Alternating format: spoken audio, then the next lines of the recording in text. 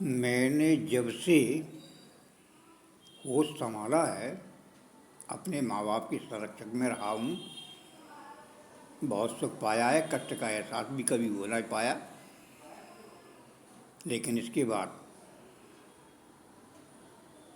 माँ बाप के चले जाने के बाद दुनिया ही उजड़ गई।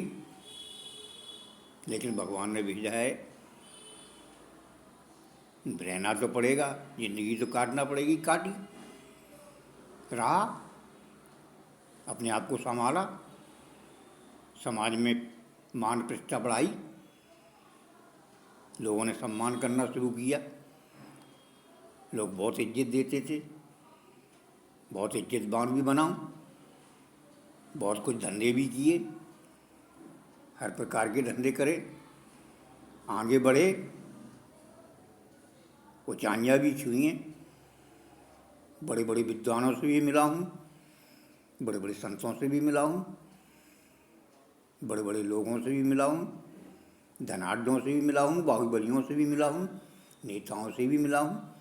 सबसे मेरे संबंध बहुत अच्छे रहे, मधुर रहे। भगवान की कृपा से समाज में मेरी बहुत अच्छी इज्जत थी, लोग मेरा बहुत सम्मान करते थे। और मैंने लोगों का भला भी किया, काफ़ी धंधे भी करे, अच्छा भी किया, बुरा भी किया, हर प्रकार के धंधे करे। लेकिन एक बार निश्चित है कि मैंने कभी किसी का बुरा नहीं किया है, भला लोग लाखों का किया है। यहाँ तक कि मैंने अपने आप को इस काबिल बनाया कि सामाजिक पदों पर भी मैं रहा हूँ। लोगों ने मुझे अच्छी मान प्रतिष्ठा दी, अच्छा सम्मान दिया, बहुत खुश था, बहुत अच्छी ज़िंदगी थी। परिवार भी बहुत अच्छा सुखी था, संपन्न था, किसी प्रकार का कोई कष्ट नहीं, किसी प्रकार की कोई चिंता नहीं, किसी प्रकार का कोई भय नहीं। फिर मैंने आत्मज्ञान भी लिया, वो भी ऐसे सदगुरु से लिया जो वास्तव में आत्मा का ज्ञान कराते हैं, सत्य का ज्ञान कराते हैं। वो सत्य का ज्ञान भी मेरे पास है। सब कुछ करने के बाद मेरी तीन चीज़ें समझ में नहीं आईं।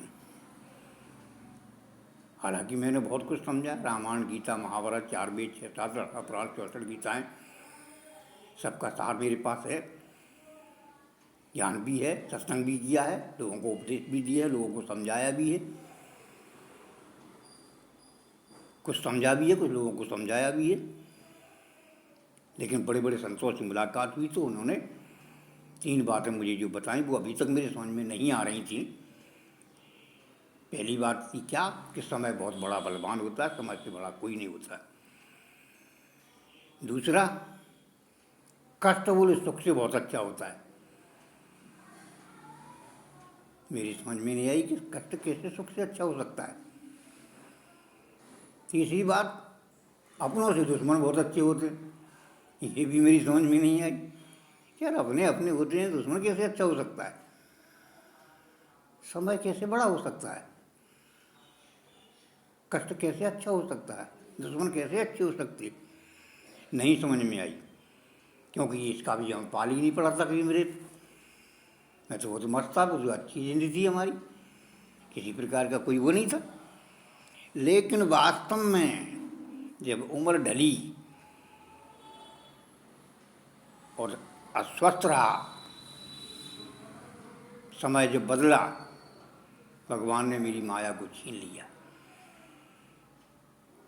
शरीर को भी कमज़ोर कर दिया।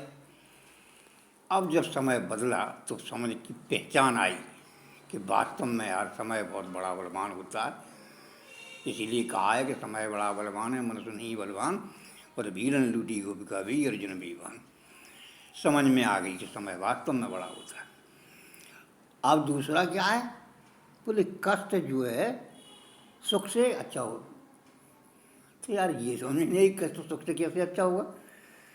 तो ये भी अब समझ में आई कि वास्तव में कष्ट सुख से अच्छा होता है। क्योंकि कष्ट में जो है भगवान की याद आती है, कष्ट में अपनों की याद आती है, कष्ट में पूर्वजों की याद आती है,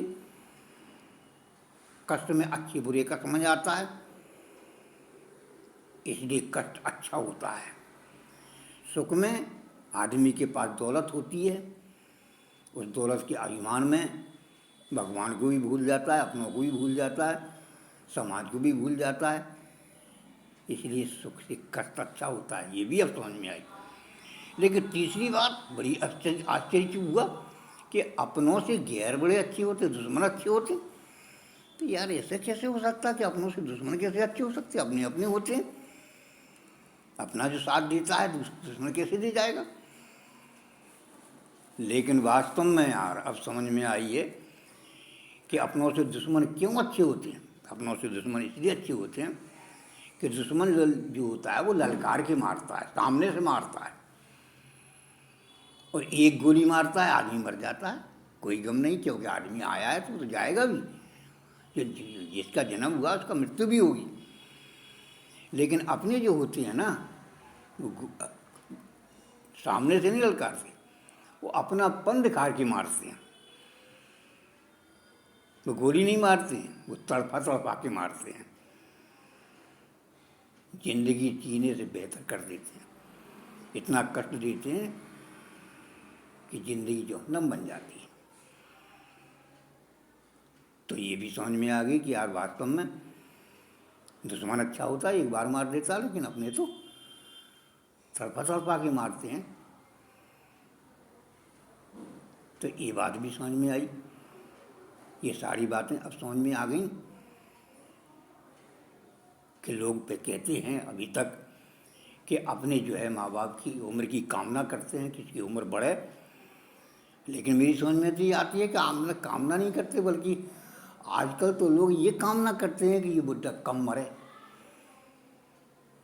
तो मरने की कामना करते हैं। इसलिए दुश्मन अच्छे होते हैं, क्योंकि वो तो दुश्मन है, तो दुश्मन तो कहेंगे कि मर जाओ, लेकिन अपने कहें तो दर्द ज़्यादा होता है। इसलिए अपनों से तीनों चीज़ें मेरी बिल्कुल समझ में आ गई हैं। लेकिन अब होता क्या है, जब चिड़िया चुग गई खेत, अब तो मेरी उम्र ही ख़त्म हो चुकी है, 73-74 साल की उम्र हो चुकी है। अब समय ही कितना बचा है। अब सुधारूँ तो क्या सुधारूँ? अब कुछ हाथ में भी नहीं है, कुछ बस में भी नहीं है, शारीरिक क्षमता भी नहीं है, आर्थिक क्षमता भी नहीं है, अपने भी साथ में नहीं है, माँ बाप भी साथ में नहीं है। अब क्या कर सकते? अब तो प्रभु के ऊपर है। लेकिन हाँ, ये बात पक्की है कि जिस स्थान से जिया हूँ उसी स्थान से जीऊँगा और उसी स्थान से मरूँगा। और फिर आगे भगवान की मर्जी है, जैसा करेंगे वैसा सहेंगे। कोई बात नहीं, कोई गम नहीं, कोई गिला नहीं, कोई शिकवा नहीं।